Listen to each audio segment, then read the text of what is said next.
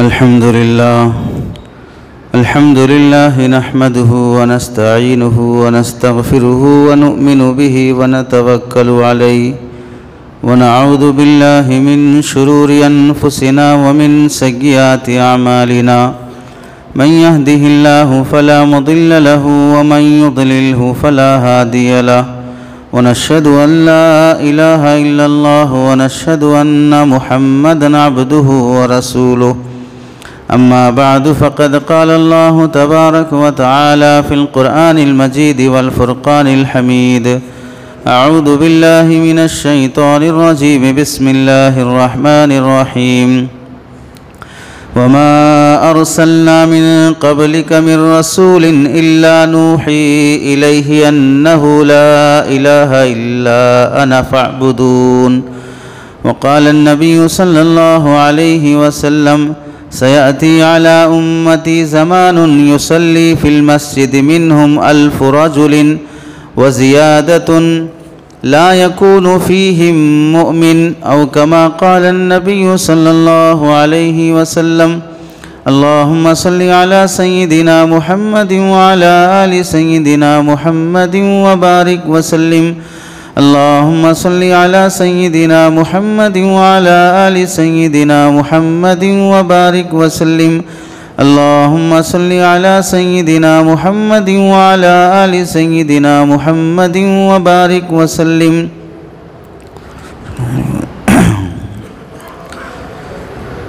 میرے محترم عزیزوں، بزرگوں اور دوستوں، قرآن مجید کی آیت اور حدیث پاک کی روشنی میں آپ حضرات کے سامنے جو بات عرض کرنی ہے وہ ملک کے موجودہ حالات کے پیش نظر مسلمانوں کے ایمان، اسلام اور ان کے دین پر حملے کی ناجائز، ظالمانہ، مکارانہ جو کوششیں چل رہی ہیں ان میں سے ہم مسلمانوں کو اپنے ایمان کی حفاظت اور اس کی اہمیت سے متعلق کچھ باتیں سمجھنے کی ضرورت ہے۔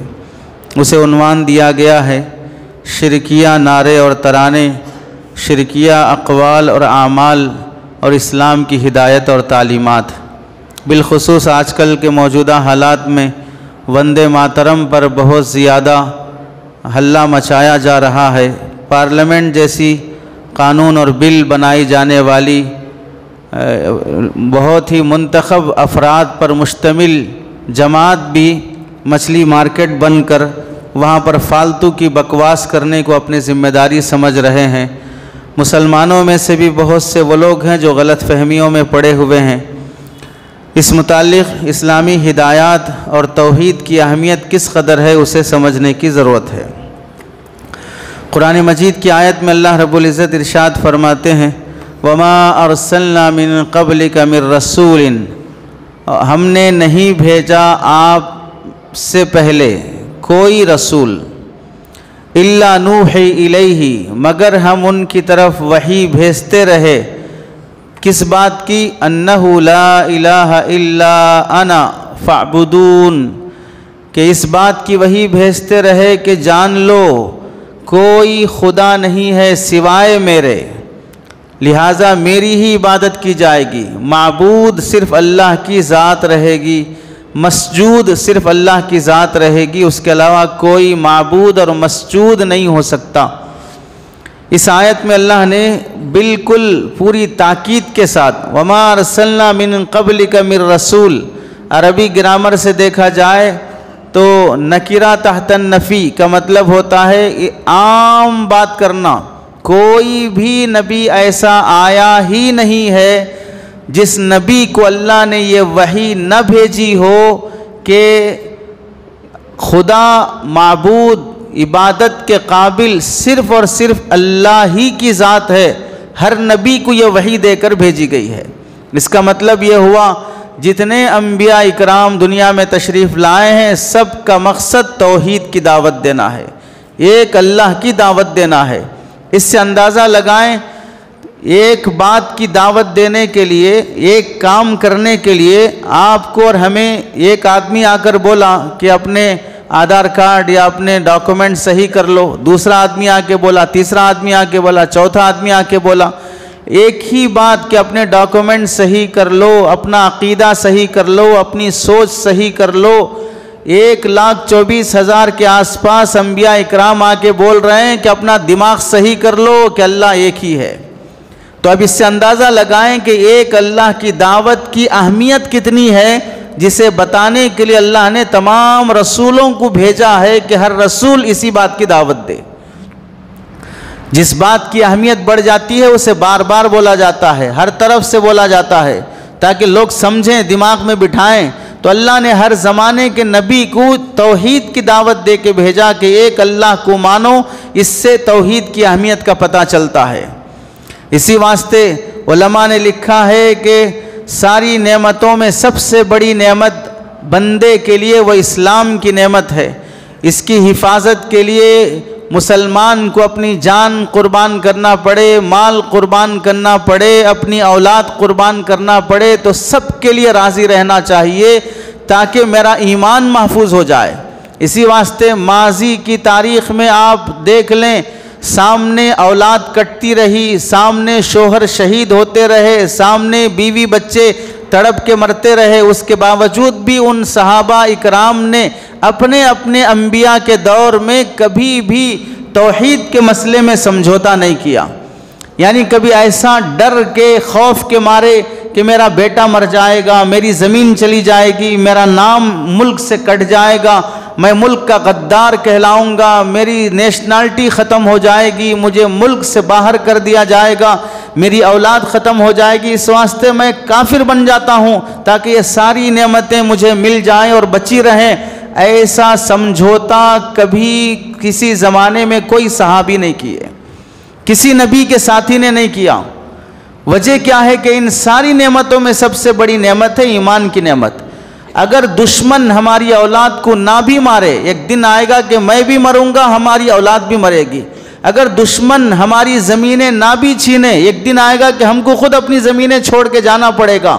اگر دشمن ہماری نیشنلٹی نہ بھی چھینے، ایک دن آئے گا کہ مرنے والا قبر میں جب دفن ہوگا تو کسی نیشنلٹی کے ساتھ دفن نہیں ہوگا، کسی گرین کارڈ کے ساتھ دفن نہیں ہوگا۔ تو ہر مسلمان کو سوچنا چاہیے جن نعمتوں کے مقابلے میں ایمان جیسی نعمت کو چھیننے کی کوشش کی جا رہی ہے، یہ ساری نعمتیں عارضی ہیں، ایک نہ ایک دن وہ فنا ہوں گی یا انہیں چھوڑ کے میں فنا ہوں گا، لیکن ایمان کی نعمت وہ ہے جو ہمیشہ ساتھ چلنے والی ہے، یہ میرے جنت اور جہنم کا فیصلہ کروانے والی ہے۔ تو اس واسطے ہر نبی کو تاکید رہی توحید کی دعوت دینے کی، وہ داعی توحید رہے، اور ہر مسلمان کو تاکید رہی اپنے ایمان کو بچا کر موت تک لے کے جانے کی۔ انبیاء اکرام کے علاوہ کسی آدمی کے ایمان کے بارے میں اللہ نے گارنٹی نہیں دی ہے کہ تمہیں جب ایمان مل گیا تو اب یہ ایمان بچانا اللہ کی ذمہ داری ہے، اب تم ٹینشن لینے کی ضرورت نہیں ہے۔ اللہ نے کسی آدمی کو یہ وعدہ نہیں کیا ہے۔ انبیاء اکرام کا ایمان بہر صورت محفوظ رہے گا، موت پر بھی وفات پر بھی وہ ایمان کے ساتھ ہی دنیا سے جائیں گے، اس کی گارنٹی ہے۔ لیکن انبیاء کے علاوہ کوئی شخص اس بات کی گارنٹی نہیں دے سکتا کہ میں ایمان پر مروں گا، اس واسطے موت تک اسے ایمان کا ٹینشن لیے رہنا چاہیے اور موت تک اپنے ایمان کو بچانے کی کوششیں بھی کرتے رہنی چاہیے۔ حدیث میں نبی کریم صلی اللہ علیہ وسلم فرماتے ہیں، سیاتی علی امتی زمان یصلی فی المسجد منہم 1000 رجل وزیادۃ، ایک زمانہ ایسا آئے گا میری امت پر کہ مسجد میں ہزار آدمی نماز پڑھیں گے یا اس سے زیادہ لوگ بھی نمازی ہوں گے، لیکن لا یکون فیہم مؤمن، لیکن ان میں سے پکا ایمان والا کوئی بھی نہیں رہے گا۔ کتنا خطرناک زمانہ ہوگا کہ ہزاروں افراد سے مسجدیں بھری ہیں لیکن کامل مومن ان میں سے کوئی بھی نہیں ہے۔ مسند دیلمی کی حدیث ہے، حدیث نمبر 3256، اس میں ہم سب کے لیے ڈرنے کی بات ہے کہیں وہ زمانہ آج کا زمانہ نہ ہو جہاں پر مسجدیں بڑی آباد نظر آتی ہیں، بڑی بڑی تعمیروں سے بھری نظر آتی ہیں، بڑی بڑی نقش و نگار سے بھری نظر آتی ہیں، لیکن مسلمان نمازی ہونے کے باوجود بھی کامل ایمان والا نہ ہو۔ اور ایک حدیث میں حضرت ابن عمر رضی اللہ تعالیٰ عنہما راوی ہیں، فرماتے ہیں ایک زمانہ ایسا آئے گا کہ جس میں لوگ ہزاروں کی تعداد میں نماز بھی پڑھیں گے، روزہ بھی رکھیں گے، حج بھی کریں گے، لیکن ان میں سے کامل ایمان والا کوئی بھی نہیں ہوگا۔ تو کتنی بڑی بات ہے کہ اعمال نصیب ہو جانا، یہ بڑی نعمت ہے۔ اس سے بڑی نعمت ان اعمال والوں کو کامل ایمان نصیب ہو جانا۔ ہم سب جو مومن اور مسلمان کہلاتے ہیں، ہمارے لیے پہلے ہی سے ڈرنے کی بات ہے، پتہ نہیں اللہ کے نزدیک موجود ایمان کی قدر ہے کہ نہیں ہے، ہم اس قابل مومن بنے کہ نہیں بنے ہیں، یہ خود ڈرنے کی بات ہے۔ اس پر مزید دشمن ظالم مکار اپنی سیاسی ناکامی کو چھپانے کے لیے، اپنی ناکام ہوتی ہوئی پارٹی اور حکومت کو چھپانے کے لیے، اپنے غلیظ اور گھٹیا اور گھناؤنے کالے دھندوں کو چھپانے کے لیے مسلمانوں کے ایمان پر حملہ کرنے کو موضوع بنا کر عام کر رہا ہو۔ قرآن مجید کی ایک آیت میں اللہ رب العزت ارشاد فرماتے ہیں أَفَمَنْ يَخْلُقُ كَمَنْ لَا يَخْلُقُ أَفَلَا تَذَكَّرُونَ، ایک وہ ذات جو ساری دنیا کی خالق ہے، چاند، سورج، ستارے، زمین، پہاڑ، پانی، پتھر، درخت، یہ سب جس ذات نے بنائی ہے وہ خالق کائنات۔ اور دوسرا کمن لا یخلق، جو کچھ بھی پیدا نہیں کیا ہے بلکہ وہ خود بھی اللہ کے پیدا کرنے سے پیدا ہوا ہے۔ دونوں برابر ہو جائیں گے، خالق اور مخلوق دونوں برابر ہو جائیں گے۔ کیا مطلب ہوا؟ خالق یہ معبود ہے، عبادت کے قابل، لائق، مستحق وہی ذات ہے کیونکہ وہ خالق ہے، پیدا کرنے والا ہے، اور دوسرے ساری لوگ مخلوق ہیں۔ یہ بھی اگر معبود ہو جائیں، ان کے بھی سامنے سجدے کیے جانے لگیں، ان کی بھی عبادت کی جانے لگے، تو بھائی اتنا تو عقل ہونی چاہیے کہ خالق اور مخلوق برابر نہیں ہو سکتے، مالک اور اونر اور نوکر برابر نہیں ہو سکتے، غلام اور آقا برابر نہیں ہو سکتے، انسان اور جانور برابر نہیں ہو سکتے، پاکی اور ناپاکی برابر نہیں ہو سکتے، حق اور باطل، اندھیرا اور اجالا برابر نہیں ہو سکتے۔ اتنی عقل کیوں نہیں ہے کہ لوگ مخلوق کو خالق کے برابر کر کے اس کے جو حقوق اور رائٹس ہیں وہ رائٹس مخلوق کو دینے لگے ہیں؟ اونر کو جو حقوق ملنے چاہیے تھے وہ نوکر کو دے رہے ہیں، انسان کو جو ملنے چاہیے تھے وہ جانور کو دے رہے ہیں۔ اتنی عقل کیوں ماری گئی ہے؟ افلا تذکرون، اتنی بات کیوں سمجھ میں نہیں آتی؟ ظاہر سی بات ہے، عورت ہی ہے۔ ایک وہ عورت ہے جس نے ہمیں جنم دیا، ہم اسے ماں کہتے ہیں۔ ایک وہ عورت ہے جو ہماری بیوی ہے، جس کے ساتھ ہم رات گزارتے ہیں، دونوں عورت ہی ہیں۔ لیکن کیا وہ عورت جو بیوی بن کر آئی ہے اس عورت کے برابر ہو جائے گی جس نے ہمیں جنم دے کر دودھ پلا کر پالا ہے؟ عورت ہوتے ہوئے بیوی ماں کا درجہ نہیں لے سکتی ہے، بیٹی ماں کا درجہ نہیں لے سکتی ہے، پڑوسن ماں کا درجہ نہیں لے سکتی ہے، تو انسان ہوتے ہوئے ایک انسان دوسرے انسان کے برابر نہیں ہو سکتا، تو پھر سارے انسانوں میں سے کوئی بھی اللہ کے برابر کیسے ہو جائے گا؟ جھاڑ جو کاٹ دیا جائے تو لکڑی بن کر آگ میں جل کے راکھ ہو جائے گا، وہ خدا کیسے بن جائے گا؟ سورج جو چند گھنٹوں کے بعد ڈوب کر دنیا سے غائب ہو جائے گا، اندھیرا چھا جائے گا، وہ خدا کیسے ہو جائے گا؟ سام بچھو جو زہریلے ہیں وہ خدا کیسے ہو جائیں گے؟ گائے گوبر دینے اور پیشاب دینے والا جانور وہ خدا کیسے ہو جائے گا؟ اتنی عقل کیوں نہیں ہے کہ خالق کے برابر مخلوق کو لے جا کر خالق کی توہین کر رہے ہو؟ اگر کوئی آدمی اپنی بیوی کے ساتھ ماں کے جیسا سلوک کرے، جیسے بہت سے سماج اور سوسائٹیز میں ماں کے پیر چھوتے ہیں، ماں کے ہاتھوں کا پیروں کا بوسہ لیتے ہیں، ویسا اگر کوئی بیوی کے پیر چھونے لگے، بیوی کی ویسی عزت کرنے لگے جیسے ماں کی ہوتی ہے، تو سوسائٹی بھی کہیں بے وقوف ہے، ماں ہوتی ہے، بیوی ہوتی ہے۔ تو جب انسان کے برابر نہیں ہو سکتا تو انسان خدا کے برابر کیسے ہو جائے گا؟ تو اللہ فرماتے ہیں فَمَن يَخْلُقُ كَمَن لَا يَخْلُقُ أَفَلَا تَذَكَّرُونَ، جو خالق ہے اور جو خالق نہیں بلکہ مخلوق ہے وہ دونوں برابر نہیں ہو سکتے۔ اتنی عقل کیوں نہیں آ رہی ہے؟ اتنی بات کیوں نہیں سمجھ پا رہے ہو؟ اب اس سے ہم سمجھیں، ایک ماں وہ ہے جس نے ہمیں جنم دیا ہے، حقیقی ماں انسان کی شکل میں، ہر انسان اپنی ماں کی گود سے پیدا ہوا ہے، اور دوسری وہ جسے لوگ ماں کہہ کے پکارتے ہیں، جیسے راستہ چلتی ہوئی کوئی بوڑھی عورت ہو اسے بھی اماں بول کے بولتے ہیں، جیسے بعض لوگ وہ ہیں جو گائے کو بھی ماں بولتے ہیں، بعض لوگ وہ ہیں جو زمین اور دھرتی کو ماں بولتے ہیں۔ تو اب ماں میں فرق ہے، ایک وہ ماں جس نے جنم دیا، ایک وہ ماں جو راستہ چلتی ہوئی کوئی بھی عورت ہے بڑی عمر کی اسے اماں بول دیے ہیں، ایک وہ ماں جو گائے ہے اسے ماں بول رہے ہیں، ایک دھرتی زمین ہے جسے ماں بول رہے ہیں۔ ان سب ماؤں میں سے کس ماں کا مقام سب سے بڑا ہے؟ وہ ماں جس نے ہمیں جنم دیا ہے، دودھ پلایا ہے، پالا ہے، اس ماں کا مقام بڑا ہے۔ ہر مذہب کے اندر، قرآن مجید اور اسلام میں تو ماں کا مقام کتنا ہے وہ موضوع ہی الگ ہے۔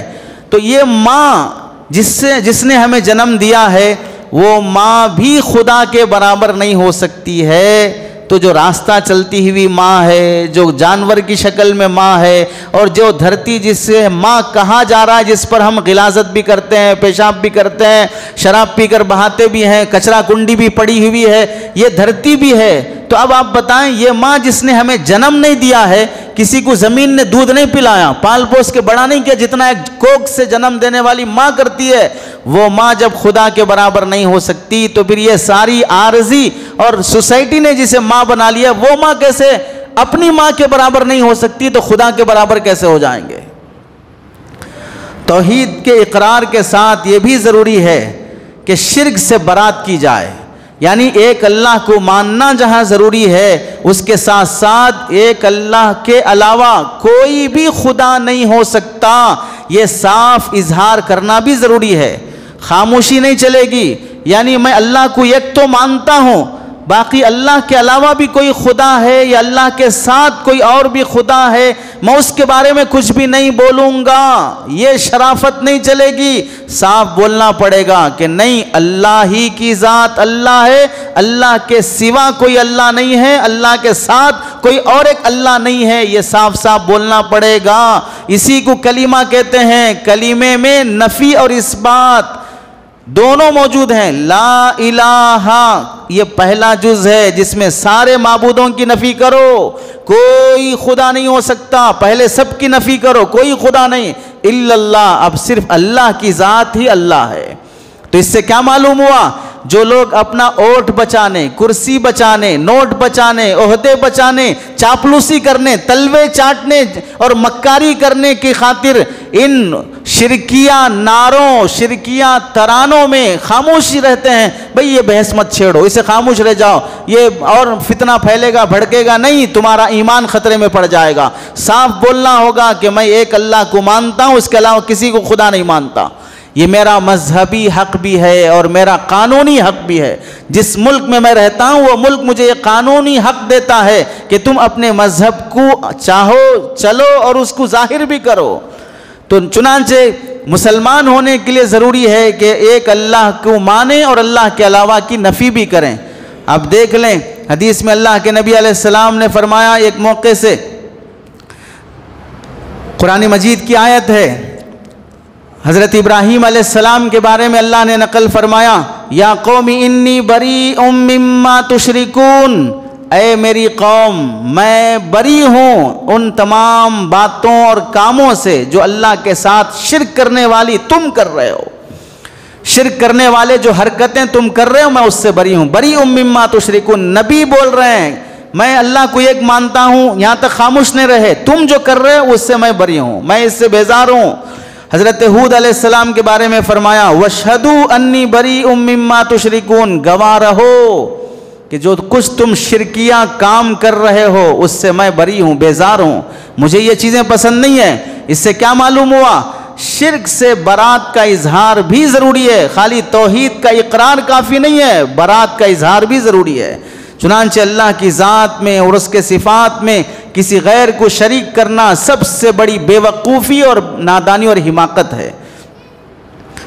اور ایک جگہ پر اللہ کے نبی علیہ السلام نے مشرکہ نعروں، مشرکہ ترانوں، ان سب کی نفی کرتے ہوئے ہم سب کو ہدایت فرمائی ہے، لا تشرک باللہ شیئا، اللہ کے ساتھ کسی کو شریک نہ کرو، وَإِن قُتِلْتَ أَوْ حُرِّقْتَ، تمہیں قتل کر دیا جائے، تمہیں جلا کر راکھ کر دیا جائے، پھر بھی تم اللہ کے ساتھ کسی کو شریک نہ کرو۔ لا تشرک باللہ شیئن، شیئن نکیرہ نفی کے تحت میں لا کر نبی کریم صلی اللہ علیہ وسلم کی حکمت کلام کہ اتنا عام فرمایا اللہ کے ساتھ کوئی کاغذ، کوئی مورتی، کوئی درخت، کوئی سورج، کوئی پانی، کوئی جھاڑ، کوئی سانپ، کوئی گائے، کوئی جانور، کوئی چیز اللہ کے ساتھ شریک ہونے کے قابل نہیں ہو سکتی۔ لا تشرک باللہ شیئا، کوئی بھی چیز اللہ کے برابر ہونے کے، پارٹنر ہونے کے، اس کے ساجھی اور ساتھی ہونے کے قابل نہیں ہو سکتی۔ اگر تمہیں اس عقیدے کی خاطر مرنا پڑے، قتل ہونا پڑے، جلا دیا جائے، تمہیں مٹا دیا جائے، تو بھی یہ گوارا اور قبول کر لو، لیکن اپنے ایمان پر، عقیدے پر آنچ آنا گوارا نہ کرو۔ مسند احمد کی روایت حدیث نمبر 23,128۔ قرآن مجید کی دوسری آیات، علماء نے لکھا ہے کہ قرآن مجید کی تقریباً جتنی آیتیں ہیں، ہر آیت سے صراحتاً یا اشارتاً یا دلالتاً توحید کا سبق ملتا ہے کہ اللہ کی ذات ایک ہے، سمجھنے والے اہل علم کی خاطر۔ البتہ صراحت کے ساتھ اللہ نے قرآن مجید کی 91 آیات میں توحید پر صاف صاف وضاحت کے ساتھ بات کی ہے کہ اللہ کی ذات ایک ہے۔ احادیث اتنی کثرت سے موجود ہیں کہ کئی علماء نے توحید کی احادیث کو یکجا جمع کر کے بڑی بڑی کتابیں مرتب کی ہیں کہ اللہ کے رسول نے توحید کی کہاں کہاں پر دعوت اور بات فرمائی ہے۔ ایک حدیث میں ہے من مات وهو يعلم انه لا الہ الا اللہ دخل الجنہ، مسلم شریف حدیث نمبر 26، فرمایا من مات وهو يعلم، جو آدمی اس عقیدے اور یقین کے ساتھ مرتا ہے کہ انہ لا الہ الا اللہ، کہ اللہ کی ذات کوئی نہیں ہے، صرف اللہ ہی اللہ ہے، اللہ صرف اللہ ہو سکتے ہیں، کوئی اس کے علاوہ معبود نہیں ہو سکتا، اس یقین کے ساتھ مرے گا، دخل الجنہ، تو اسے جنت ملے گی۔ کیا معلوم ہوا؟ موت تک توحید کے عقیدے کی حفاظت کرتے ہوئے مریں گے تو جنت ملے گی۔ اب اگر جیتے ہوئے ہی اس معاملے میں ڈاؤٹ کرنے لگے تو پھر جنت نصیب ہونا مشکل ہے۔ توحید ہمیشہ محفوظ رہے، ہم کبھی اللہ کے ایک ہونے کو نہ بھلائیں، اس کی خاطر اللہ کے رسول نے ہمیں کئی شکلیں اور صورتیں اور اعمال دیے کہ ہر موقع سے تم اللہ کے ایک ہونے کا عقیدہ دل میں بساتے رہو۔ چنانچہ دیکھیں، کھانے کی دعا، پینے کی دعا، سونے کی دعا، سفر کی دعا، کھانے سے فارغ ہونے کی دعا، کپڑے پہننے کی دعا، گھر سے نکلنے کی دعا، گھر میں آنے کی دعا، ہر دعا کے شروع میں کیا رہتا ہے؟ اللہم، بسم اللہ، الحمدللہ۔ کیا مطلب؟ ہر عمل سے پہلے تمہیں اللہ یاد دلا رہے ہیں، ہر عمل سے پہلے اللہ یاد دلا رہے ہیں۔ اللہم انی اعوذ بک من الخبث والخبائث، بسم اللہ توکلت علی اللہ۔ سفر کے لیے نکل رہے ہو، بسم اللہ مجریہا۔ کوئی بھی دعا تم اٹھا لو، ہر دعا سے پہلے، ہر دعا کے بعد اللہ کا نام اللہم سے یا الحمدللہ سے رہے گا۔ اس بات کی علامت ہے کہ اللہ تعالیٰ، اللہ کا رسول تمہیں توحید کی یاد دہانی کرانا چاہتے ہیں۔ سبحان الذی سخر لنا، یہ گاڑی، یہ بیل، یہ جانور تمہارے تابع ہونے کے قابل ہی نہیں تھا، ہم خود ایک جانور ہیں، کیا جانور پر اپن سوار ہوتے؟ اللہ نے تابع کر دیا، یہ اس کا کرم ہے، اس کا کمال ہے، ورنہ جانور کی طاقت اور انسان کی طاقت میں انسان کی طاقت کمزور ہے۔ اللہ نے اس کی عقل کمزور بنائی جو تمہارے تابع ہو کے چل رہا ہے۔ اونٹ جیسا بڑا جانور بھی چھوٹے بچے کے ہاتھ میں نکیل تھامے تو چل رہا ہے۔ ہر موقع کی دعا سے اللہ نے ایمان کی حفاظت سکھائی، اور سرکار دو عالم صلی اللہ علیہ وسلم نے مستقل 24 گھنٹے توحید کی دعائیں مانگا کرتے تھے موقع سے۔ اللہم اعطنی ایمانا صادقا، اے اللہ مجھے سچا ایمان دے، وَيَقِينًا لَيْسَ بَعْدَهُ كُفْرٌ، اور ایسا یقین دے تیری ذات عالی پر کہ اب اس کے بعد کبھی میں کافر نہ بنوں۔ اندازہ کر لو، رسول اللہ یہ دعا مانگ رہے ہیں کہ اللہ ایمان دے دیے، اب اس کے بعد کفر کی نوبت نہ آنے نہ پائے۔ ایک جگہ فرمایا اللہم انی اعوذ بک من الکفر، اے اللہ میں کفر سے پناہ چاہتا ہوں۔ اور ایک جگہ اللہ کے نبی نے دعا فرمائی یا مقلب القلوب ثبت قلبی علی دینک، اے دلوں کے پلٹنے والے میرے دل کو ہمیشہ اپنے دین پر جمائے رکھنا، اس واسطے کہ دل تھوڑی تھوڑی دیر میں بدلتے رہتا ہے۔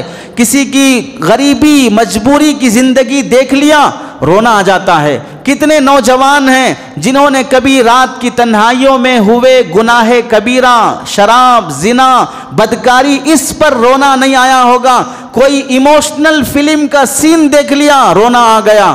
کسی ہیروئن کے ساتھ مظلومیت فلم کے پردے پہ دیکھ لیا، رونا آ گیا۔ کوئی ایسا سین تڑپتے مرتے ہوئے دیکھ لیا، رونا آ گیا۔ تو یہ وہ طبقہ ہے جو ہر تھوڑی تھوڑی دیر کو اس کا دل بدلتے رہتا ہے۔ کہیں ایسا نہ ہو کہ ہمارا دل بھی بدل جائے، مومن سے کافر ہو جائے۔ اللہ اس لیے ہمارے دل کو ہمیشہ دین پر جمائے رکھنا، یہ رسول اللہ صلی اللہ علیہ وسلم کی دعائیں ہیں۔ اس سے امت کو تاکید ہوئی، نبی جب مانگ رہا ہے تو ہم کس کھیت کی مولی اور حیثیت ہیں، ہم اپنے ایمان کی ثابت قدمی کی دعا نہ مانگیں۔ دوسرا، اسلام میں تاکید ہے کہ مورتی بنانے کی اجازت نہیں ہے، مجسمہ بنانے کی اجازت نہیں ہے، حرام اور ناجائز ہے۔ وجہ یہی ہے کہ یہی مجسمہ آج مندروں میں پوجا کی خاطر استعمال ہو رہا ہے۔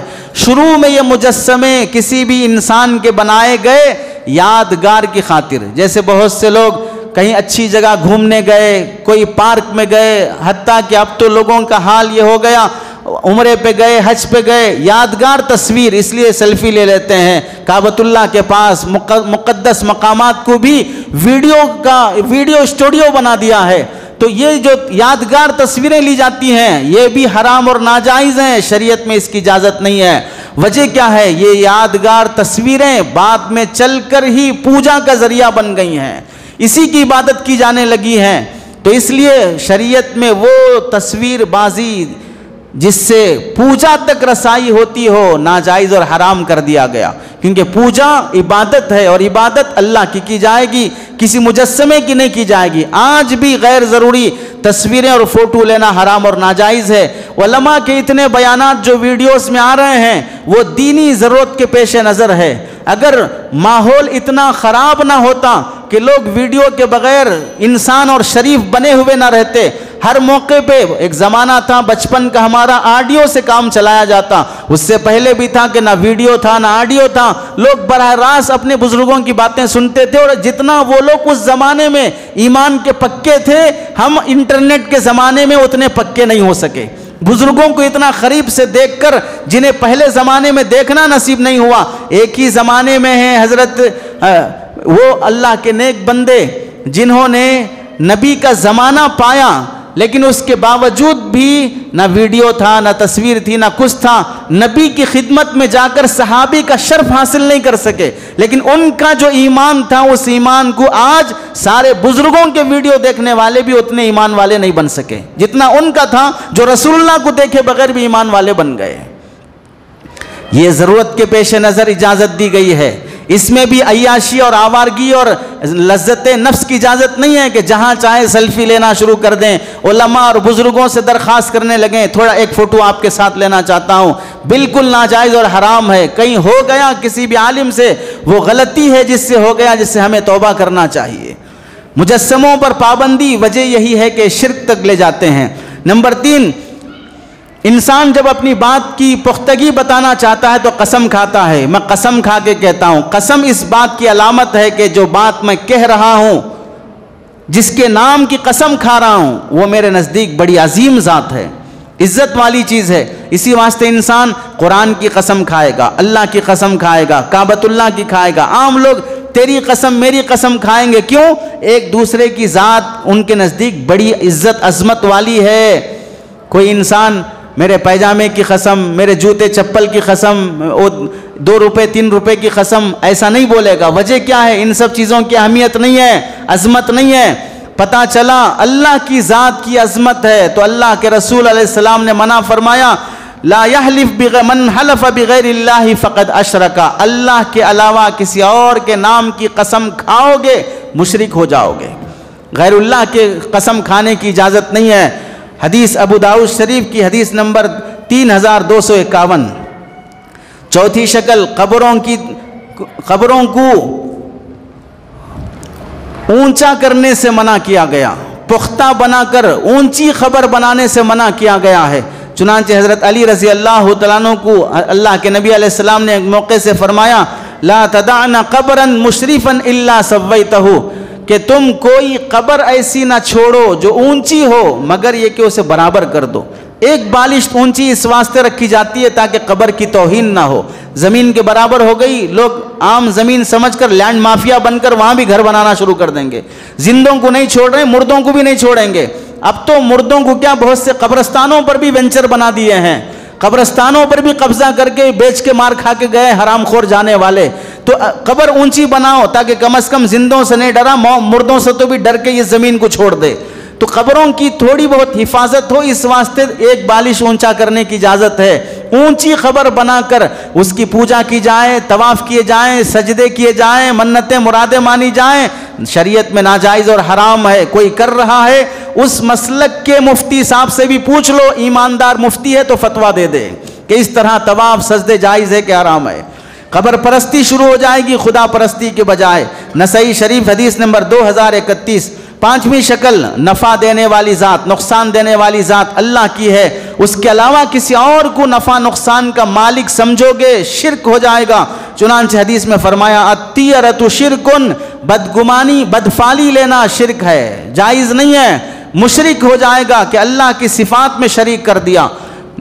کالی بلی آگے سے نکل گئی، کوا پکار دیا، نکلتے ہی یہ آنکھ پھڑکنے لگی، فلاں ہتھیلی میں کھجلی ہونے لگی، ان ساری باتوں سے گھر پہ الو آ کے بیٹھ گیا، کوا آ کے بیٹھ گیا، فلاں ہو گیا، ان ساری چیزوں سے بدفالی لینا شرک ہے، جائز نہیں ہے، یہ اللہ کی ذات میں شرک کر دینا ہے.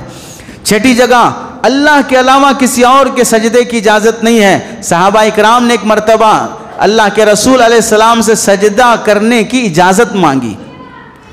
ظاہر سی بات ہے صحابہ اللہ کے رسول کا سجدہ کرنا چاہ رہے ہیں تو سجدہ دو طرح کا ہے، سجدہ تعظیمی اور سجدہ عبادت. معبود سمجھ کر سجدہ اللہ کو کریں گے. ادب اور احترام میں حیدرآبادی سلام جیسے رکوع میں جا کے کرتے ہیں، وہ سجدہ، وہ رکوع، وہ عبادت کا نہیں ہے، مطلب کا ہے، کام نکالنا ہے فلاں صاحب سے، اس واسطے رکوع میں جا کے سلام کر رہا ہے. یہ جو سلام ہے یہ بھی حرام ناجائز ہے. سلام میں سر جھکانے کی اجازت نہیں ہے، کھڑے کھڑے زبان سے سلام کرو، لیکن مطلبی لوگ جھکے بغیر کام نہیں نکلتا ہے. شریعت میں اس کو بھی منع کیا گیا. تو صحابہ نے جو سجدہ کرنے کی اجازت مانگی وہ عبادت کا سجدہ نہیں، تعظیم کا سجدہ ہے. اس کے باوجود بھی رسول اللہ صلی اللہ علیہ وسلم نے اس سجدے سے بھی منع کر دیا. پتہ کیا چلا؟ نبی کریم صلی اللہ علیہ وسلم ہم سب کے محبوب ہیں لیکن ہمارے معبود نہیں ہیں کہ آپ علیہ السلام کی کو بھی عبادت کے طور پہ سجدہ نہیں کیا جائے گا. حدیث میں آتا ہے کہ ایک اونٹ نے رسول اللہ کے سامنے سجدہ کیا. صحابہ نے دیکھ کر عرض کیا رسول اللہ، اونٹ بے زبان جانور یہ جب آپ کو سجدہ کر رہا ہے، ہم اس بات کے زیادہ حقدار ہیں کہ آپ کا سجدہ کریں، اجازت دیجئے کہ ہم آپ کا سجدہ کرنا چاہتے ہیں. رسول اللہ صلی اللہ علیہ وسلم نے اصول بیان کر دیا، رہتی دنیا تک اپنی عقیدے کی حفاظت نبی کے اس جملے سے کر لینا چاہیے. فرمایا لا ينبغي لبشر ان يسجد لبشر، کسی انسان کو یہ جائز نہیں ہے کہ وہ دوسرے انسان کو سجدہ کرے. اس سے کیا فرمایا؟ میں بھی انسانی ہوں، انما انا بشر مثلکم، میں انسان ہوں، خالق اور خدا نہیں ہوں. اس واسطے ایک انسان کو جائز نہیں ہے کہ کوئی دوسرے انسان کو سجدہ کرے، چاہے وہ انسان زندہ ہو کہ مردہ ہو، کسی کے سجدے کی اجازت نہیں ہے. الفاظ نمبر 7، کفریہ الفاظ، ترانے، نعرے، اس سے بھی شریعت نے منع کر دیا. چنانچہ دیکھیں عربی زبان میں اونر کے لیے، باس کے لیے مالک کا لفظ استعمال ہوتا ہے کہ ہمارے مالک ہیں، اونر ہیں، باس ہیں. عربی میں اس کے لیے ربن کا لفظ بھی استعمال ہوتا ہے. الحمدللہ رب العالمین، جو رب ہے وہ رب بھی استعمال ہوتا ہے اونر کے لیے، لیکن رب کا ایک معنی اللہ کی ذات، اور رب کا ہی لفظ اونر کے لیے بھی استعمال ہو رہا ہے. تو رسول اللہ نے منع فرما دیا آج کے بعد سے کوئی اپنے باس کو ربن کا لفظ نہ بولے، اس واسطے کہ اس میں ڈاؤٹ ہو جائے گا کہ رب اللہ کو بول رہا ہے یا کہ اپنے باس کو بول رہا ہے. اس واسطے متشابہ لفظ کے استعمال سے بھی منع فرما دیا. اسی طرح عبدن کا لفظ غلام کے لیے بھی بولتے ہیں اور بندے کے لیے بھی بولتے ہیں جو اللہ کا بندہ ہے. اللہ کے نبی نے منع فرما دیا آج کے بعد سے کوئی بھی نہ کہے ہذا عبدی، یہ میرا بندہ ہے، ہرگز بولنے کی اجازت نہیں ہے. وجہ کیا ہے؟ اللہ کے ساتھ کسی بھی طرح لفظی مشابہت بھی نہ رہے. صفات میں شرکت، ذات میں شرکت تو دور کی بات، الفاظ بھی ایسے استعمال نہ کرو جو اللہ کی ذات کے لیے استعمال ہوتے ہوں۔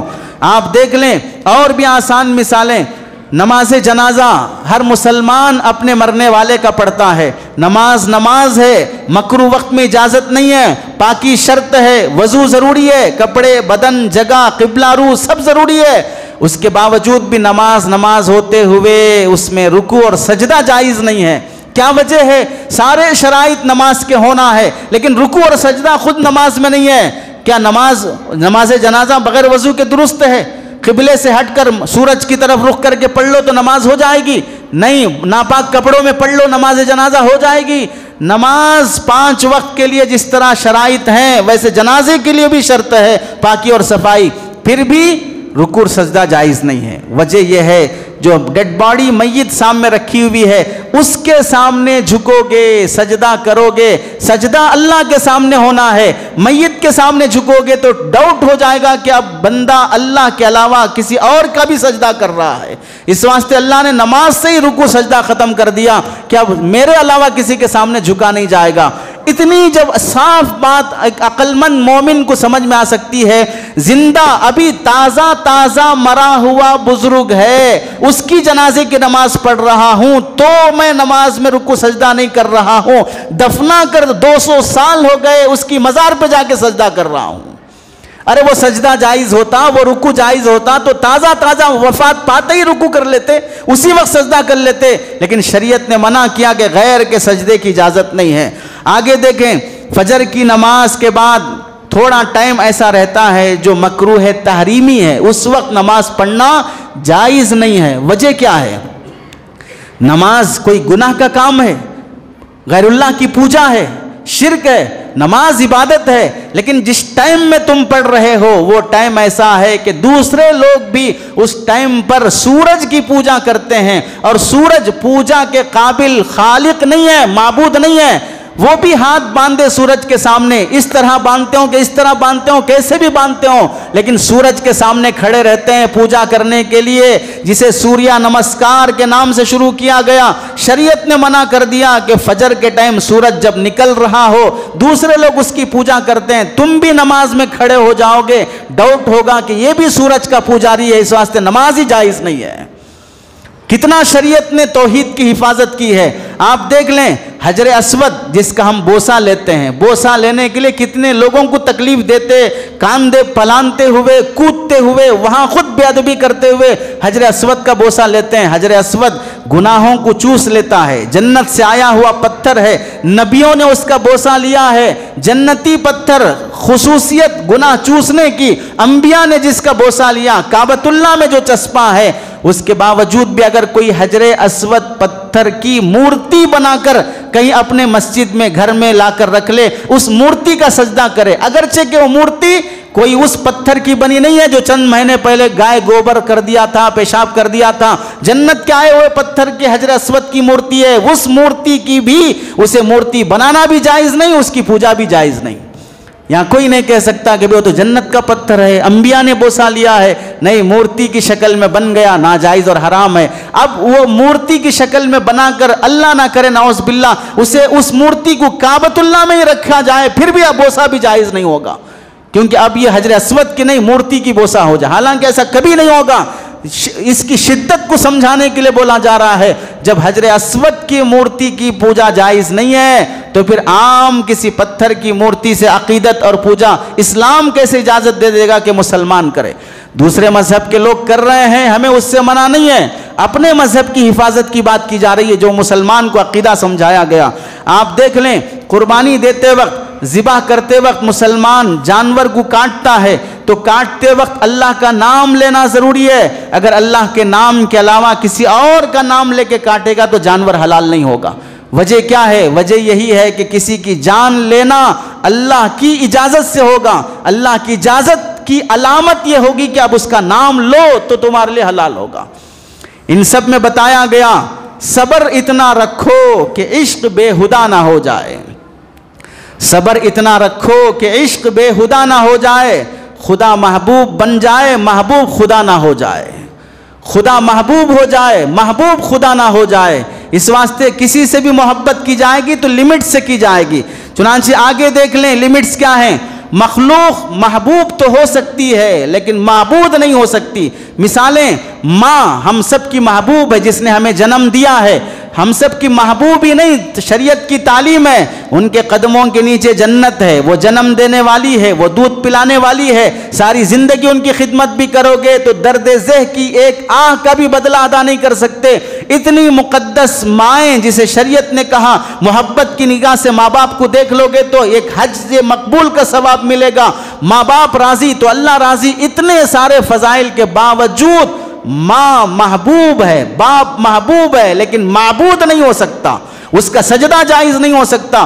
بیوی محبوب ہے، محبت کی جاتی ہے، بیوی پر کوئی آنکھ اٹھا دے، کوئی ہاتھ ڈال دے، کوئی عزت لوٹنے چلے جائے، مار کے قتل کر دیا جائے گا، یہاں تک غیرت جاگ جاتی ہے۔ لیکن بیوی محبوب سے، معشوق سے معبود نہیں ہو سکتی کہ بیوی کا سجدہ کیا جائے۔ اولاد محبوب ہے، بچے کی خاطر ملک چھوڑ کے غلام بن کر لوگوں کے یہاں جھاڑو پوچھا مارنے چلے جاتا ہے اولاد کو پالنے کی خاطر، لیکن اولاد محبوب ہو سکتی ہے، معبود نہیں ہو سکتی۔ اسی طرح وطن ہم سب جہاں رہتے ہیں، شہر جہاں ہم پلے بڑے ہیں، یہ سب محبوب ہیں لیکن یہ معبود نہیں ہو سکتے کہ ان کی پوجا کی جائے۔ ہم زمین پر سجدہ کرتے ہیں خدا کے حکم سے، کعبۃ اللہ کی طرف رخ کرتے ہیں خدا کے حکم سے، اگر زمین پر نہ ہو تو بھی سجدہ ہوگا۔ ہوائی جہاز میں کرتے ہیں ہم سجدہ، زمین کی پوجا مان کر نہیں ہے، کعبۃ اللہ کی طرف رخ کر کے سجدہ کرتے ہیں۔ اگر بالفرض کعبہ نہ ہوگا اس جہت کی طرف پھر بھی ہم سجدہ کریں گے۔ چنانچہ جہاں فلیٹ میں رہتے ہیں وہاں سامنے کعبۃ اللہ نہیں ہوتا، جہت کعبہ ہوتا ہے، پھر بھی سجدہ کیا جاتا ہے۔ پتہ چلا کعبۃ اللہ کو ہم پوجتے نہیں ہیں، اس کی طرف رخ کر کے صرف سجدہ کرتے ہیں۔ اس سے معلوم ہوا کہ محبوب خدا نہیں ہو سکتا ہے، خدا محبوب ہے لیکن محبوب خدا نہیں ہو سکتا۔ بیت اللہ ہم سب کا مرکز خلائق ہے، ساری مخلوق اس کی طرف رجوع اور کھچے جاتی ہے، لیکن اس کی طرف رخ کر کے سجدہ تو کیا جائے گا لیکن کعبۃ اللہ کو مسجود اور معبود نہیں بنایا جا سکتا۔ ہم سب کی مقدس ذات سرکار دو عالم صلی اللہ علیہ وسلم جن کے صدقے سے ہم کلمہ پڑھے ہیں، ہمیں اس سے معلوم ہونا چاہیے کہ محبوب کی ذات جو جس کے تذکرے پر ہی ہم بولتے ہیں فداہ ابی و امی، صحابہ نے سکھایا میرے ماں باپ آپ پر قربان ہوں، جن کے نام پر صحابہ نے اپنی جانیں قربان کر دی، وہ سرکار دو عالم صلی اللہ علیہ وسلم محبوب ہیں، معبود نہیں ہیں۔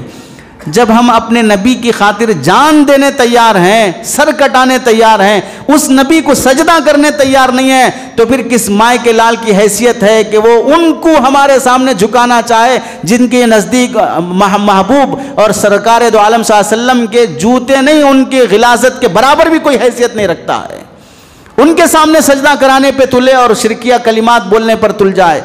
یاد رکھیں محبوب کو معبود نہ ماننا یہ وفاداری کے خلاف نہیں ہے۔ ماں سے محبت ہے لیکن ماں کا سجدہ نہیں کرتا ہوں تو کیا میری محبت پر انگلی اٹھائی جائے گی؟ مجھے غدار کہا جائے گا۔ بیوی سے محبت کرتا ہوں لیکن بیوی کو سجدہ نہیں کرتا تو کیا مجھے بیوی کا عاشق اور محبت کرنے والا نہیں کہا جائے گا؟ اولاد سے محبت کرتا ہوں لیکن اولاد کو سجدہ نہیں کرتا، اولاد کو خدا نہیں مانتا تو کیا مجھے میری وفاداری میں اعتراض کیا جائے گا؟ بالکل اسی طرح میں دھرتی اور زمین سے محبت کرتا ہوں، وطن سے محبت کرتا ہوں لیکن وطن کو معبود نہیں مانتا تو میری وفاداری پر انگلی اٹھانے کی کسی مائے کے لال کو اجازت نہیں ہے۔ اور یہ بات بھی یاد رکھنا چاہیے، ماں سے محبت کرنے کی بات یاد دلانے کی ضرورت نہیں پڑتی، ماں خود ایک ایسی ذات ہے، اس سے محبت دل چاہتا ہے۔ بیوی سے محبت کرنے کو یاد دلانے کی ضرورت نہیں ہے، شادی ہو گئی، دولہا خود چاہتا ہے کہ بیوی سے محبت کرے، اسے جلسہ قائم کر کے ایک فنکشن بنا کے اسے سیکسی فلمیں دکھا کے جاؤ بھائی بیوی سے محبت کرو، یہ بتانے کی ضرورت نہیں ہے۔ ہر شوہر جانتا ہے اپنی بیوی سے محبت کرنا، ہر باپ جانتا ہے اپنے اولاد سے محبت کرنا، بالکل اسی طرح وطن میں رہنے والا ہر بھارتی جانتا ہے وطن سے محبت کرنا، تمہیں بتانے کی ضرورت نہیں کہ وطن سے محبت کرو، یہ خود بے وقوفی کی بات ہے۔ محبوب سے محبت کی ترغیب دینے کی ضرورت نہیں پڑتی ہے، ورنہ وہ محبوب ہی کیا رہا کہ تم بتانے چلے ہو۔ اسی طرح یہ بھی یاد رکھنا چاہیے، ایک ملک میں رہنے والے سارے بھارتی ہندوستانی ایسے ہیں جیسے گھر میں رہنے والے چار بھائی کی طرح، اور چار بھائیوں میں سے ایک بھائی کو دوسرا بھائی یہ نہیں پوچھ سکتا کہ تم میری ماں سے محبت کرتے ہو کہ نہیں کرتے ہو. ارے پاگل، یہ تیری ماں ہے، میری بھی ماں ہے. تو ہوتا کون ہے کہ میری ماں بولنے والا؟ ہماری ماں ہے، تیری بھی ہے، میری بھی ہے. ایک بھائی دوسرے بھائی سے اپنے ہی ماں باپ کے بارے میں محبت کا ثبوت پوچھ نہیں سکتا. اسی طرح اس ملک میں رہنے والا ہر بھارتی آپس میں انسانی بھائی ہے. ایک بھائی دوسرے بھائی سے پوچھ نہیں سکتا کہ تم بتاؤ وطن سے محبت کرتے کہ نہیں کرتے. تو ہوتا کون ہے پوچھنے والا وطن سے محبت کا پروف پوچھنے کے لیے؟ یہ پوچھنا تیرے خود غداری کی علامت ہے کہ تم ہوتی ہوئی محبت پر راضی نہیں ہو، تم کوئی اور شوشہ چھوڑ کر فتنہ پھیلانا چاہ رہے ہو. کسی کو اس کی اجازت نہیں ہے کہ وطن سے محبت کا ثبوت اور وفاداری کا ثبوت پیش کر سکے. آپ یاد رکھیں، ملک کو آزاد کرنے کی خاطر، ملک کو مستحکم کرنے کی خاطر، انگریز سے ملک کو چھڑانے کی خاطر جن اسلاف نے قربانیاں دی ہیں کہ وہ ساری قربانیاں کافی نہیں ہیں ملک سے محبت کی علامت کے لیے. ملک تقسیم ہونے کے بعد پڑوس ملک جانے کی اس مسلمانوں کو اجازت آزادی تھی، پھر بھی گئے بغیر اس ملک کو اپنانا یہ کیا محبت کی علامت نہیں ہے؟ اس ملک کی حفاظت کی خاطر جو قربانیاں پیش کی گئی ہیں وہ قربانیاں وہ پیش نہیں کر سکتا جو انگریز کے زمانے میں انگریز کے تلوے چاٹا کرتا تھا، مخبری کیا کرتا تھا، پشت پناہی لیا کرتا تھا، اپنی زمین اور اپنی عزت بچانے کے لیے وہاں سے وظیفے لیا کرتا تھا. وہ شخص کیا جانے گا ملک کی قربانیاں، مالٹا کی جیل کی سزائیں اور انگریزوں کے پھانسی کے پھندے پہ چڑھ جانا؟ وہ شخص کیا جانے گا جو انگریز کے ٹکڑے پہ پل کر آزادی حاصل کیا ہو؟ اور یہ بات بھی ہمیں سمجھنا چاہیے، جو لوگ ثبوت مانگتے ہیں محبت کا، در حقیقت وہ نفرت کے سوداگر ہیں، انگریز کے پشت پناہ ہیں، وہ آزادی میں قوم کے غدار ہیں، انگریز کے تلووں میں کانٹا چوبنے سے بچانے والے تلوے چاٹو ہیں جو محبت کا ثبوت پوچھ رہے ہیں. مسلمانوں کو بدنام کرنے کو اپنا دھرم سمجھنے والے ہیں جو ثبوت مانگ رہے ہیں. یا ایسے مشرکانہ نعروں کی بحث چھیڑنے کی وجہ کیا ہے کہ یہ کہو، یہ ترانہ پڑھو، یہ نعرہ لگاؤ؟ اس کی وجہ یہ ہے، اصل مسائل میں جب ناکام ہو گیا تو آدمی ادھر ادھر کی ہانکنا شروع کرتا ہے.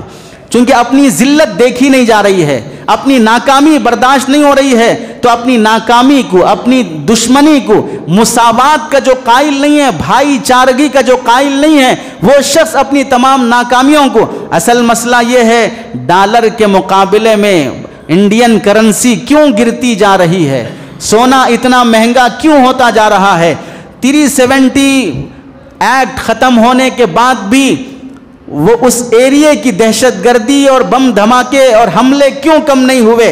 اسلحے ملک میں دہشت گردوں کے پاس کہاں سے آ رہے ہیں کیوں خبر نہیں ہو پا رہی ہے؟ SIR کے افسران دباؤ کی وجہ سے موت کے دہانے پر کیوں جا رہے ہیں؟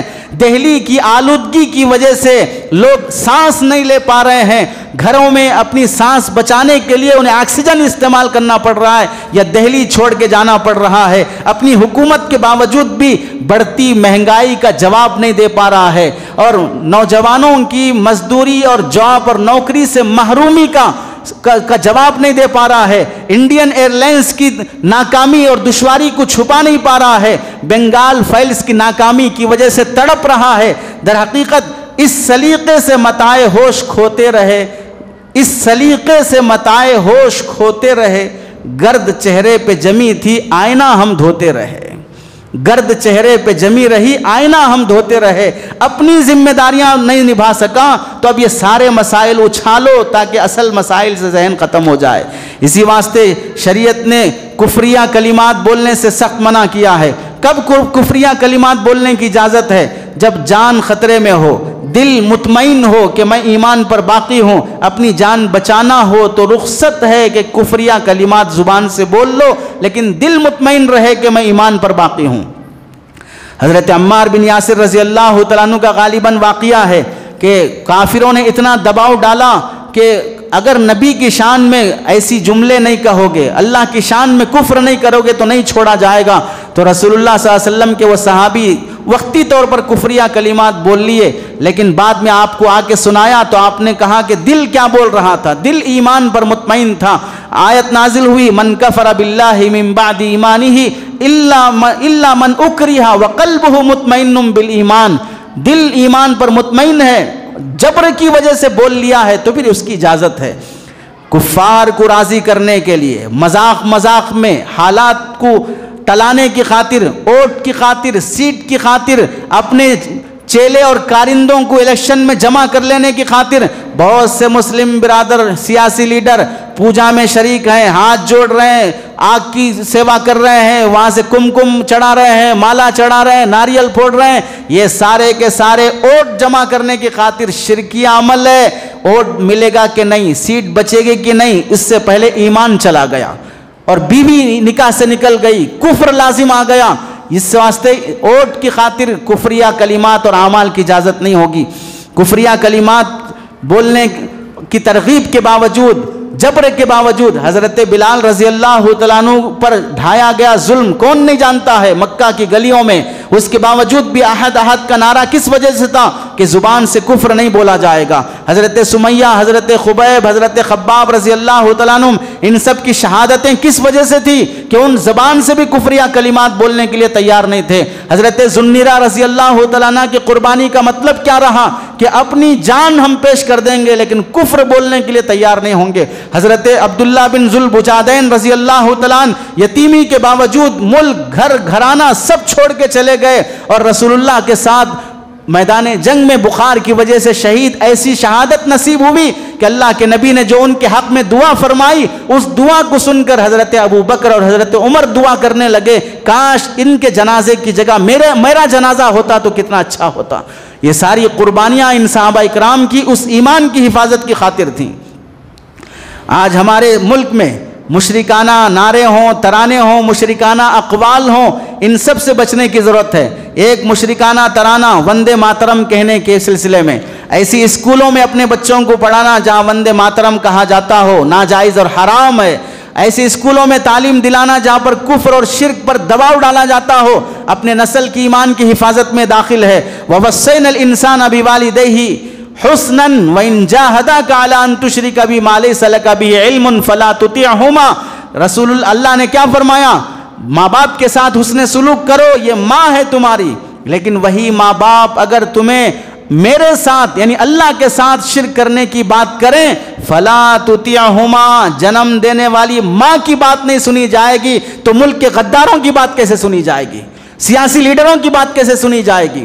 کافروں کفر پر تلے ہوئے لوگوں کی بات کیسے سنی جائے گی جب جنم دینے والی ماں کی اطاعت حرام اور ناجائز ہے شرک کے معاملے میں؟ اسی واسطے حقیقی ماں خالق کے برابر نہیں ہو سکتی تو مجازی ماں خالق کے برابر کیسے ہو سکتی ہے؟ ایمان کے لیے ضروری ہے تصدیق بالجنان، دل سے بھی مانو، زبان سے بھی اقرار کرو، عمل سے بھی کر کے دکھاؤ. خالی زبان سے بول لینے سے کیا فرق پڑے گا؟ تھوڑا بول لو اس کے بعد چھوڑ دو. زبان سے بول لینے سے کیا فرق پڑے گا؟ بیوی کو بول دو طلاق طلاق بول کے کیا فرق پڑے گا؟ باپ کو بول دو حرام کا ہے بول کے کیا فرق پڑے گا؟ گالی سے فرق پڑتا ہے، طلاق سے فرق پڑتا ہے. وقت کے prime minister, C M, M L A کو گالی دینے سے فرق پڑتا ہے تو وہ خاموش رہے گا. کیا فرق پڑے گا اگر آپ کو گالی دے دیا؟ آپ اپنی جگہ پر سی ایم ہیں، ہم مانتے ہیں، پی ایم ہیں، ہم مانتے ہیں، صرف تھوڑی ہلکی سی گالی دے دی برداشت کر لو. پتا چلا بول کا فرق پڑتا ہے. قبول کیا، نکاح میں بولا تبھی تو دولہا بنا، نہیں بولے گا تو فرق کیسے نہیں پڑے گا؟ بول کوئی اہمیت نہیں رکھتا، ایسا نہیں ہے. اس واسطے صرف زبان سے بول لو ایسا نہیں چلے گا.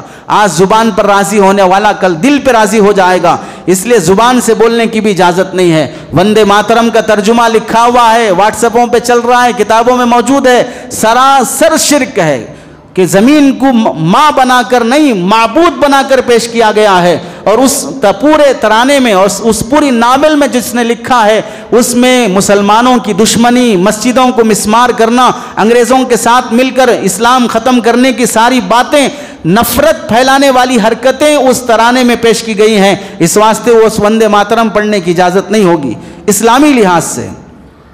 اور ایک نعرہ ہے بھارت ماتا کی جے کہنا، یہ بھی ناجائز اور حرام ہے، شرک میں داخل ہے. علماء نے اس کی پوری تفصیل لکھی ہے. پہلی وجہ یہ ہے جس شخص نے یہ ناول لکھا ہے اس کا بنیادی نظریہ ہی یہی تھا کہ وطن کو خدا کا درجہ دیا جائے. اور بھارت ماتا کے نام سے ہندوستان میں 4 مندریں موجود ہیں. بنارس کی مندر کی سنگ بنیاد گاندھی جی نے رکھی ہے اور ہریدوار کی مندر کی بنیاد اندرا گاندھی نے رکھی ہے. ان مندروں کے نام ہی بھارت ماتا کے نام سے ہیں، تو پتہ چلا مندر پوجا کے لیے ہے اور پوجا کی جگہ کو بھارت ماتا کہہ رہے ہیں، تو معلوم یہ ہوا عبادت کا تصور پایا جاتا ہے۔ اس واسطے بھارت ماتا کی جے کا نعرہ لگانا بھی ناجائز اور حرام شرک میں داخل ہے۔ آپ رہی بات یہ کہ وطن سے محبت، آپ سب کو معلوم ہے کہ انسانی تعلیم بھی ہے، رسول اللہ کی تعلیم اور انسانی فطرت بھی ہے، ہر انسان کو اپنی وطن سے محبت ہوتی ہے۔ رسول اللہ صلی اللہ علیہ وسلم مکہ چھوڑ کر جب مدینہ ہجرت کرنے لگے تو روتے ہوئے مکہ کو کیا فرمایا؟ ما اطیبکی من بلد وحبکی الیہ، کیا پاکیزہ شہر ہے، کتنا محبوب شہر ہے، میری قوم مجھے مکے سے نہ نکالتی تو میں کہیں اور رہنا برداشت نہ کرتا۔ کیا معلوم ہوا؟ مکے سے محبت ظاہر کی رسول اللہ نے، آپ کا پیدائشی وطن تھا، ہمارے نبی نے اپنے شہر سے محبت دکھائی، ہم سب کی بھی ذمہ داری اپنے شہر سے محبت کرنا، وطن سے محبت کرنا۔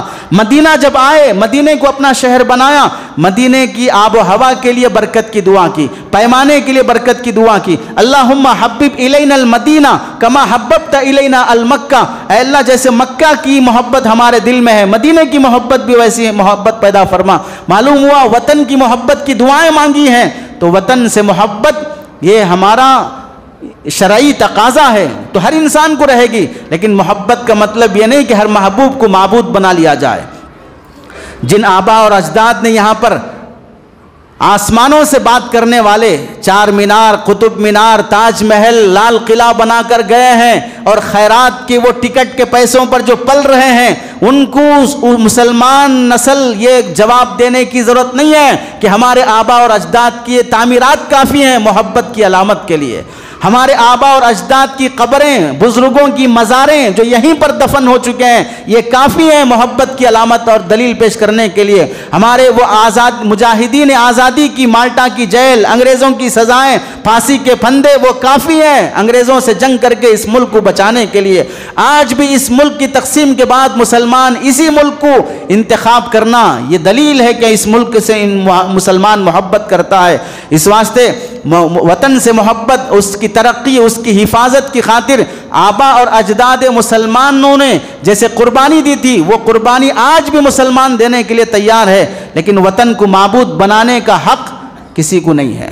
اور دستور ہمیں اجازت دیتا ہے کہ قانونی طور پر کوئی کسی کو دباؤ کے ذریعے سے کفریہ کلمات بولنے پر مجبور نہیں کیا جائے گا۔ اس کے علاوہ بھی بہت سے گانوں کے اندر بھی کفریہ، تجھ میں رب دکھتا ہے یارا کیا کروں، قدرت نے تجھے فرصت سے بنایا ہوگا، ایسے ایسے گانوں کے اندر بھی کفریہ کلمات ہیں جو عام مسلمان چلتے پھرتے گاتا ہے۔ یاد رکھ لے، کفر چاہے مذاق میں بولو، چاہے مزے میں بولو، چاہے گانے کی نیت سے بولو، کافر کفریہ الفاظ بولنا نہیں۔ سوچ بھی لیا آئندہ کبھی حالات مشکل ہو گئے، جینا مشکل ہو گیا تو میں کافر بن جاؤں گا، نعوذ باللہ، اگر ایسا سوچ بھی لیا ابھی کافر ہو جائے گا۔ حالات کب درست بگڑیں گے وہ بات کی بات ہے، لیکن آگے تم کافر ہونے کا ارادہ کر لیے، وہ ارادہ تمہیں کافر بنا دے گا۔ اتنا نازک معاملہ ہے شرک اور توحید کا، یہ بچوں کا کھیل نہیں ہے، ہنسی مذاق نہیں ہے۔ اس لیے کفریہ کلمات سے بچو، اپنے اندر شعور پیدا کرو اپنے دین اور ایمان کی حفاظت کی خاطر۔ کرنا کیا ہے مسلمانوں؟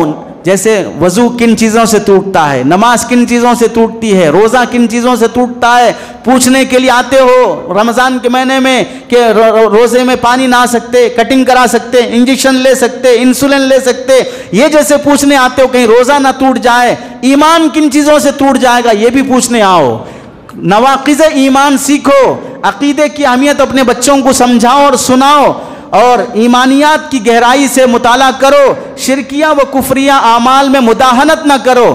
گنیش کے تہوار کے موقع پر، ہولی دیوالی کے موقع پر ہمدردی اور رواداری دکھانے کی خاطر اپنے ایمان کا سودا نہ کرو، صلحاء اور بزرگوں کی صحبت اختیار کرو۔ ملحدین، متجددین جو دین میں نئی نئی باتیں پیدا کر کے گمراہی پھیلا رہے ہیں، ہر کسی ایرے غیرے کی بیانات اور باتیں سننے سے بچو۔ مادی نفع کے مقابلے میں آخرت کے نفع کو سوچو۔